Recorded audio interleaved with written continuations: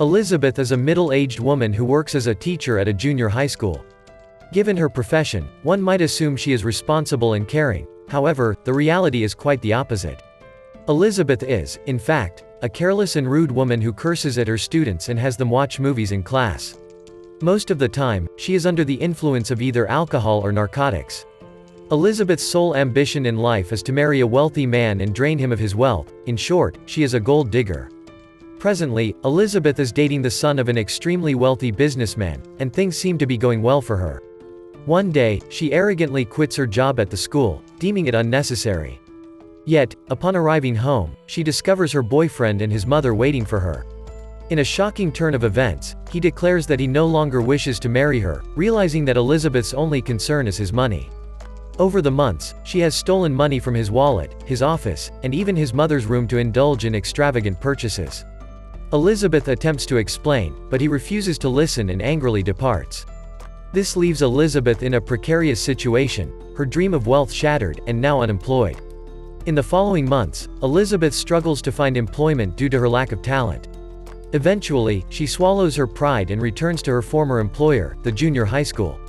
On her first day, she encounters her old nemesis, Amy Squirrel, and they exchange insults, revealing their mutual disdain. In her classroom, the students are delighted to see her back, but Elizabeth couldn't care less. She neglects teaching and instead eats her breakfast while the students request a lesson. She turns on the television, making them watch Stand and Deliver, claiming it will improve their grades, and then falls asleep in class. During lunch break, Elizabeth reconciles with her only friend at the school, Lynn, another teacher. They chat about their lives, and Elizabeth reveals her plan to undergo breast enhancement surgery to attract wealthy men, whom she refers to as sociopaths. Meanwhile, we are introduced to the gym teacher, Russell, who has a crush on Elizabeth, but she dismisses him due to his lack of wealth. A new substitute teacher, Scott, joins the school, and upon learning of his wealth, Elizabeth immediately pursues him. She cleverly extracts information about his relationship status, discovers he is single, and becomes jealous when he mentions his ex-girlfriend's physical attributes. Assuming Scott prefers women with larger chests, Elizabeth resolves to undergo breast enhancement surgery.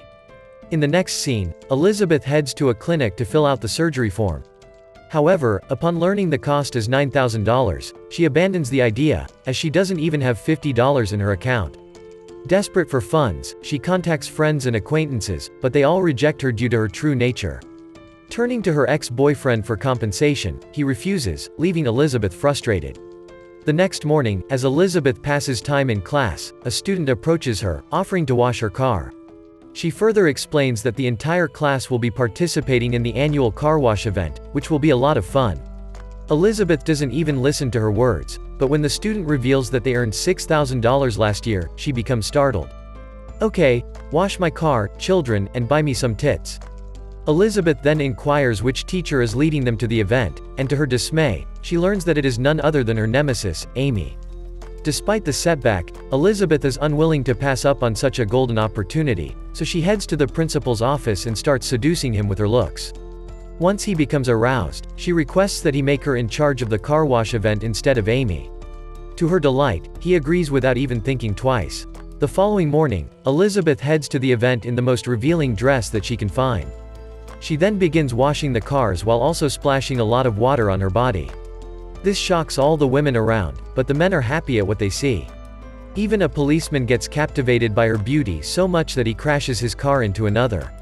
Elizabeth then demands extra money from the men, claiming that her school is in dire need of extra funds for the students. Surprisingly, the plan works, as by the end of the day, she is able to make around $10,000. Elizabeth gives half of it to the school and secretly keeps the other half for herself. Meanwhile, Amy catches wind of this and angrily goes to the principal. The latter is relieving himself in the toilet, so he is expectedly.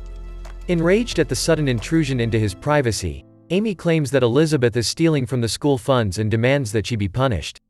However, the principal says that he can do nothing until solid evidence is found against her. The next day at school is the annual parent-teacher meeting.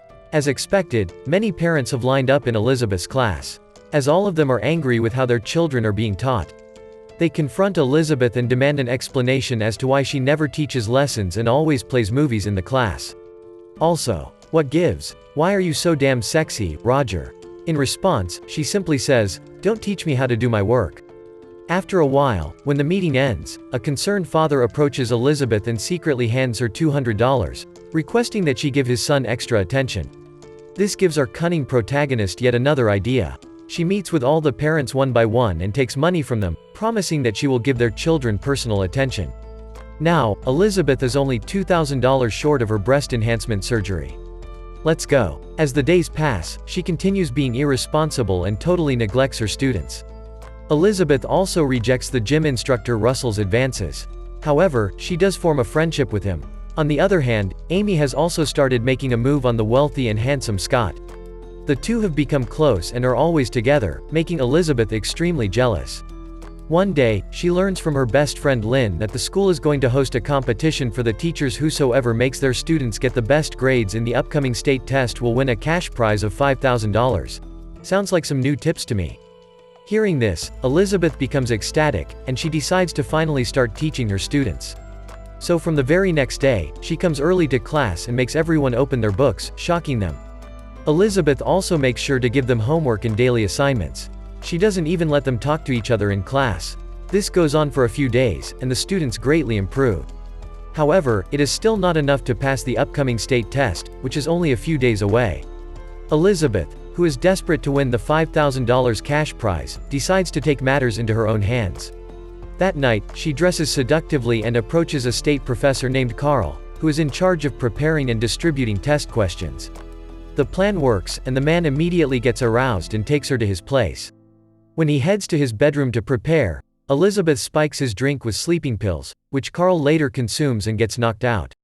Taking advantage of the opportunity, Elizabeth steals the questions from him and gives them to her students. The following week, the test results come out, and all her students pass with exemplary grades, hence making her victorious. Elizabeth wins the $5,000 cash prize, and with this, she finally has enough money to undergo the surgery. We'll see how much good the new boobies do her when she's in jail, so without wasting any time, she heads to the clinic and books an appointment. However, the next day she gets dejected to learn that Scott has now started dating Amy. They appear to be deeply in love with each other. Elizabeth is enraged that her plans are once again being foiled by her nemesis, but she is still unwilling to give up. The following week, the school is taking all the students on a tour, and the ones in charge will be Scott and Amy. When Elizabeth learns of this, she comes up with a cunning plan. She injects an apple with some chemical and leaves it on Amy's desk, knowing that she is immensely fond of the fruit. As expected, Amy takes a bite out of the apple without even inquiring where it came from. By the evening, her face is covered with rashes and allergies. Fearing that she might spread it to the students, the principal appoints Elizabeth to replace her in the tour. In the next scene, Elizabeth takes full advantage of the opportunity and becomes close with Scott. That night, they even have intercourse in secret. Elsewhere, an envious Amy starts looking for clues to expel Elizabeth from the school. She goes to her class and tries scanning through her desk, but most of the drawers are locked. Hence, Amy switches her desk with Elizabeth's and then makes a janitor break open the drawer. To her delight, she discovers the question papers that Elizabeth had stolen from Carl. Following this, Amy heads to the principal's room and tells him everything about how Elizabeth cheated to help her students get good grades. This time the principal believes her, but he also says that he can only fire Elizabeth if Carl confesses to the story. So the same day, Amy confronts Carl in his office and blackmails him into confessing everything. She warns him that if he doesn't, she will expose all of his wrongdoings in public. Reluctantly, the poor guy agrees. Elsewhere on the tour, Elizabeth is having a great time with the students. She even helps one of the bullied boys become popular by supplying him with her undergarments. Wow, she's going to jail. When Russell sees this, he becomes greatly impressed. He commends Elizabeth on her generosity, and in response she compliments his honesty and good luck. Their romantic conversation is rudely interrupted, though, when Amy arrives at the scene and taunts Elizabeth that she is going to be arrested. Hearing this, our protagonist realizes that the stolen test papers have been found, so she comes up with a plan of her own. As soon as she heads home, she pays her roommate and orders him to deliver a package to Earl. When the latter receives the package and opens it, he finds several nude pictures of him which Elizabeth had apparently taken when he was knocked out. Dude, she's going to jail. Now she asks him to make a false confession, and in return she will keep his photos a secret. This puts Carl in a very tough situation, as both the ladies are blackmailing him with their demands. But after a lot of consideration, he sides with Elizabeth and lies that he has never even met her. Then Elizabeth herself steps forward and claims that someone in the school had been using Codex in class. Here it is revealed that she has already discovered that Amy had switched desks in her absence. While the lowermost drawer contains the test papers, the uppermost one contains narcotics. This drawer is still closed and Amy has no idea what's inside of it. Because of Elizabeth's claims, several cops storm the school and start searching through all the desks. When it's Amy's turn, the narcotics are found and she is immediately taken into custody. This finally brings an end to the war between the two ladies. In the final scene, Scott approaches Elizabeth and asks her out on a date, expressing that he likes her, but surprisingly, she turns him down. Elizabeth says that she already has someone in her life who is smart, caring and handsome. She then turns to Russell and kisses him passionately, hence starting their relationship. Elizabeth also cancels her breast enlargement surgery as she is no longer interested in attracting rich guys. The movie ends as Elizabeth promises to be a serious teacher and help all her students achieve excellent academic grades from now on. But she's still a bad person and I still think she should go to jail. Thanks for watching. Please like and subscribe for videos like these and click on the next video for more exotic content.